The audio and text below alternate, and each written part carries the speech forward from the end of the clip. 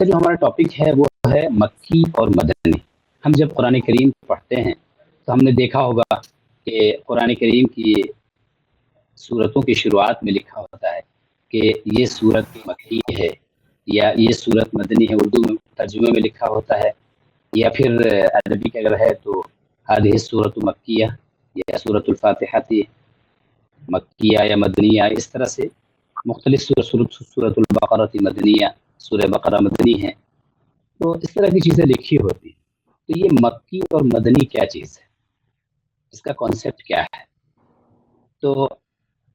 Actually اس حوالے سے جو میجورٹی آف اسکالرس جو ہیں, ان کی جو اوپینین ہے, ان کی جو رائے ہے,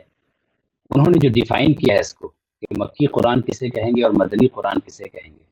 تو انہوں نے اس کو اس طرح سے کلاسیفائی کیا ہے کہ جو صورتیں, جو آیتیں یا جو صورتیں ہجرت سے پہلے, مائیگریشن ٹو مدینہ سے پہلے نازل ہوئی وہ کیا ہے, وہ مکی ہیں, اور جو مائیگریشن کے بعد نازل ہوئی وہ مدنی ہیں. یہی ایکچولی بیسک کانسیپٹ ہے اس کے اندر. اب وہ ممکن ہے کہ ہجرت سے پہلے کوئی صورت نازل ہوئی ہو,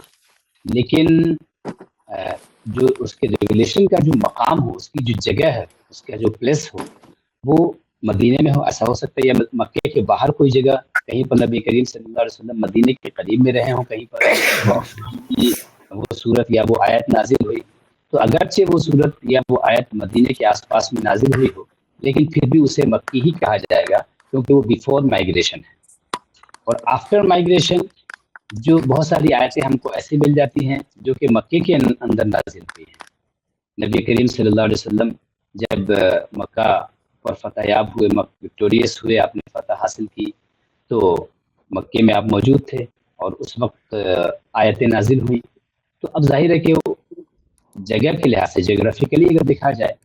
تو قرآن کریم کی وہ آیت اتری تو مکے کے اندر ہے, لیکن اسے مدنی کہا جائے گا. مدنی اس لیے کہا جائے گا کیونکہ وہ آفٹر مائیگریشن وہ آیتیں نازل ہو رہی ہیں. تو مکی اور مدنی کے حوالے سے سب سے جو مین اور بیسک کانسیپٹ ہے وہ یہی ہے. اب یہ ہے کہ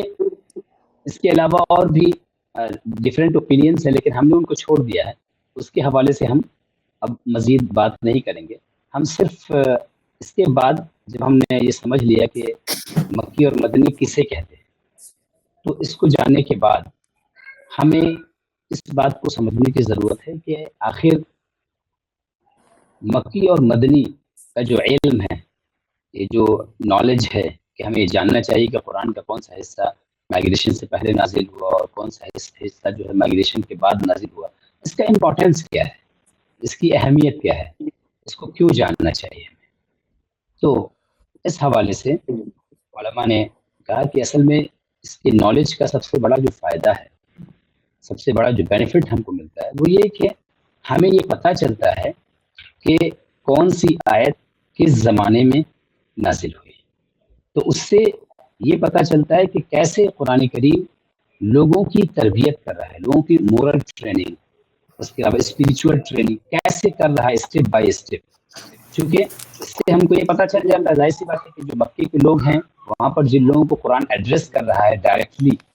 وہ تو ظاہر ہے کہ وہ لوگ ہیں جو ایمان نہیں لائے ہیں, جو مومن نہیں ہیں. اور مدینے میں جو لوگ ہیں جنرلی وہاں پر قرآن جن کو ایڈریس کرتا ہے وہ ڈفرینٹ لوگ ہیں, یا تو بلیورس ہیں اور ایمان اہل ایمان ہیں, ایمان والے ہیں, یا پھر پیپل آف بک ہیں, اہل کتاب ہیں, جوز اینڈ کرسچنس ہیں. تو ان کو بھی قرآن کریم جو ہے ایڈریس کرتا ہے. تو اس سے یہ پتہ چلتا ہے کہ اللہ تبارک و تعالی اپنے دین کو لوگوں کے دلوں میں, لوگوں کے دماغ میں, لوگوں کے ذہن میں کیسے اتارتا ہے, اسٹیپ بائی اسٹیپ, آہستہ آہستہ کیسے لوگوں کے ذہن میں اسلامی احکام کو بٹھایا جاتا ہے. ایک مثال لے لیجئے, مثال کے طور پر کہ اسٹیپس میں آیتیں جو اترتی ہیں اس کے ذریعے سے کیسے اسپریچول ٹریننگ ہوتی ہے, اس کی ایک مثال کے طور پر جو شراب کی برائی اور شراب کو جو کنڈیم کیا ہے اسلام نے, تو اسلام نے اس کو ڈفرینٹ اسٹیجز میں کنڈیم کیا ہے. مثلا سب سے پہلے یہ کہا گیا کہ قرآن کریم میں اللہ تبارک و تعالیٰ نے فرمایا یسألونک عن الخمر والمیسر, لوگ آپ سے شراب اور جوئے کے بارے میں پوچھتے ہیں، قل فیہما اسم کبیر ومنافع للناس، آپ فرما دیجئے کہ اس کے اندر گناہ بڑا ہے اور تھوڑے سے کچھ لوگوں کے لیے فائدے ہیں۔ تو سب سے پہلے اسٹیپ میں، چونکہ مدینے کے لوگ اور مکے کے لوگ شراب کے بالکل بہت زیادہ عادی تھے، ان کی گھٹی میں یہ چیز پڑی ہوئی تھی، تو ایک بیگ اس برائی کو ختم نہیں کیا جا سکتا تھا۔ تو سب سے پہلے جو کہا گیا وہ اتنا کہا گیا کہ اس میں نقصان زیادہ ہے اور فائدہ بہت تھوڑا سا ہے۔ تو جب یہ اسٹیٹمنٹ اللہ تبارک و تعالیٰ کی طرف سے آ گیا تو اس اسٹیٹمنٹ کے بعد بہرحال ان لوگوں کے دلوں میں ایک نفرت شراب سے پیدا ہوئی۔ اس کے بعد پھر معاملہ اور آگے بڑھا اور یہ کہا گیا کہ بھئی لا تقربوا الصلاۃ وانتم سکارى، تم نشے کی حالت میں نماز کے قریب نہ جاؤ۔ یہ سیکنڈ اسٹیپ میں آیت آتی ہے۔ تو اب ظاہر ہے کہ جب نشے کی حالت میں نماز میں جانے سے منع کر دیا گیا تو اب فجر کی نماز مثلا پڑھنی ہے تو ضروری ہے کہ کم سے کم 1 گھنٹہ پہلے پینا چھوڑ دیا جائے، تبھی جا کر کے انسان مکمل طور سے نشے سے پاک ہو کر فجر کی نماز پڑھ سکے گا۔ ایسے ہی سحر کی نماز ادا کرنی ہے اور اس سے پہلے اپنے آپ کو نشے سے دور رکھنے کے لیے ضروری ہے کہ کم سے کم 1 گھنٹہ پہلے ان تمام چیزوں سے اپنے آپ کو دور رکھا جائے۔ ایسی عصر کی نماز ہے، ایسی ہی مغرب کی نماز اور عشاء کی نماز۔ تو یہ تمام جب قرآن کریم نے یہ کہہ دیا کہ نماز کی حالت میں آپ شراب پی کر کے نشے کی حالت میں آپ نماز کے قریب مت جائیے، تو اب یہاں یہ سیکنڈ اسٹیپ ہوا کہ ان کو ایک پیریڈ آف ٹائم میں، ایک خاص وقت میں ان کو شراب سے دور رکھنے کی کوشش کی گئی۔ اس طریقے سے ان کو ٹریننگ ہوئی، تھوڑی سی عادت پڑی ان چیزوں سے دور رہنے کی، اور اس کے بعد پھر ایک زمانہ گزرتا چلا گیا اور اس کے بعد پھر فائنل اسٹیپ میں قرآن کریم کی وہ آیت آتی ہے کہ یا ایھا الذین آمنوا انما الخمر والمیسر والانصاب والازلام رجس من عمل الشیطان فاجتنبوہ، کہ اے ایمان والو یہ شراب جوا یہ سب جو ہے یہ شیطان کا کام ہے اور اس سے مکمل طور سے بچو تاکہ تم کامیاب ہو جاؤ۔ تو یہ 3 اسٹیپ میں قرآن کریم کی آیات نازل ہوئی اور اس طریقے سے شراب کو لوگ سے، مسلمانوں سے مکمل طور سے اس کو دور کیا گیا، مسلمانوں کو اس برائی سے بچایا گیا۔ اب اگر یہ ہم کو معلوم نہ ہو کہ یہ سیکوینس آیتوں کا کیسے ہے، کس زمانے میں کون سی آیت نازل ہو رہی ہے، تو یہ ہم کو یہ پتہ نہیں چل پائے گا کہ قرآن کریم نے کیسے لوگوں کی تربیت کی ہے۔ تو مکی اور مدنی جو آیتیں ہیں ان کے علم سے سب سے بڑا جو فائدہ ہوتا ہے کہ وہ یہ پتہ چلتا ہے کہ اللہ تبارک و تعالیٰ کیسے لوگوں کی تربیت کر رہا ہے، لوگوں کے دلوں میں اسلامی احکام کو کیسے امپلیمنٹ کر رہا ہے، ان کے دلوں میں کیسے اتار رہا ہے۔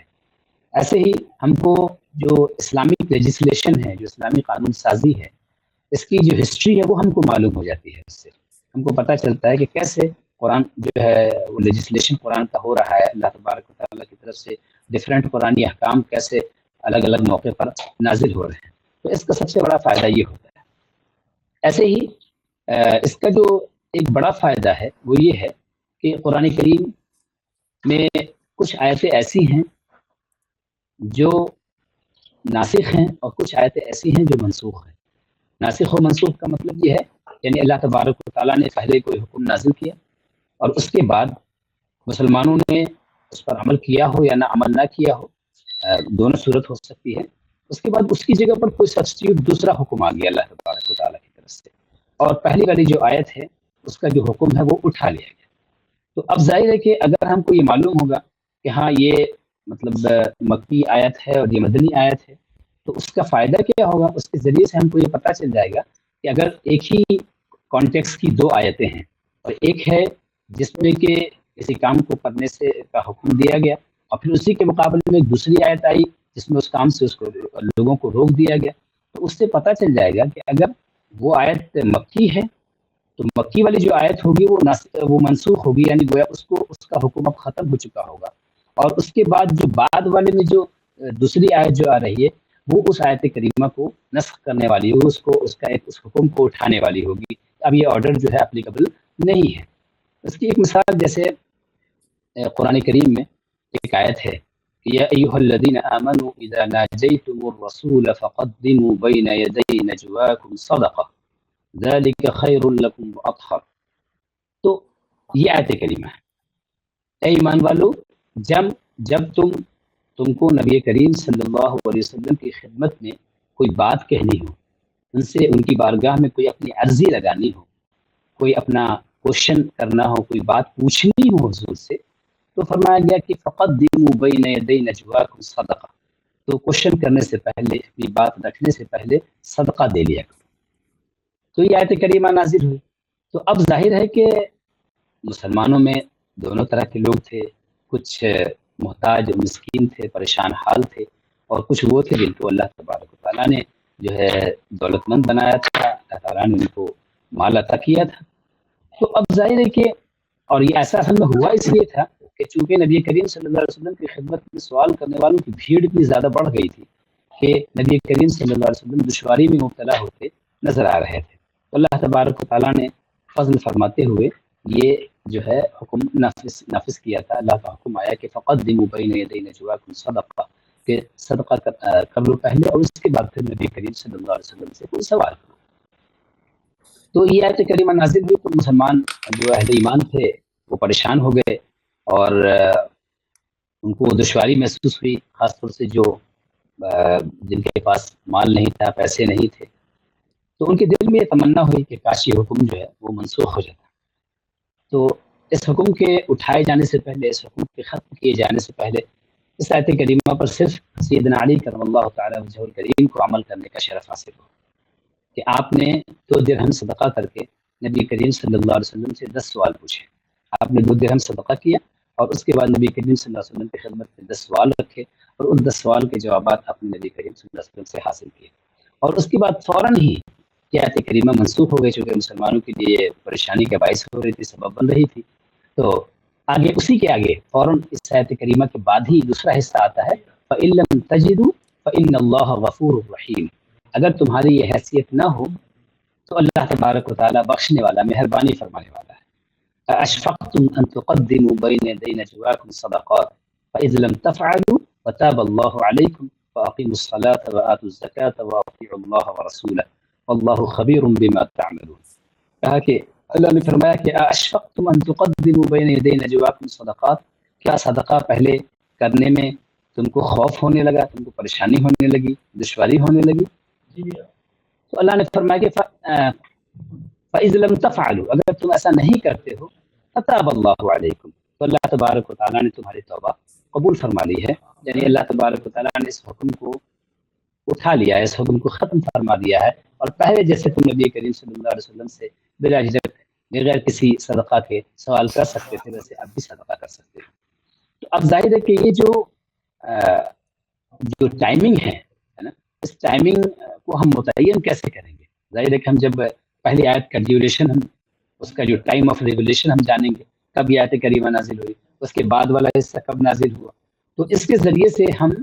یہ جان سکتے ہیں کہ یہ آیت کریمہ ناسخ ہے اور یہ آیت کریمہ منسوخ ہے، یعنی یہ پہلے والی آیت ہے اور یہ بعد والی آیت ہے، یہ حکم اب اٹھا لیا گیا ہے اور یہ حکم اس کی جگہ پر سبسٹیوٹ کے طور پر آیا ہے۔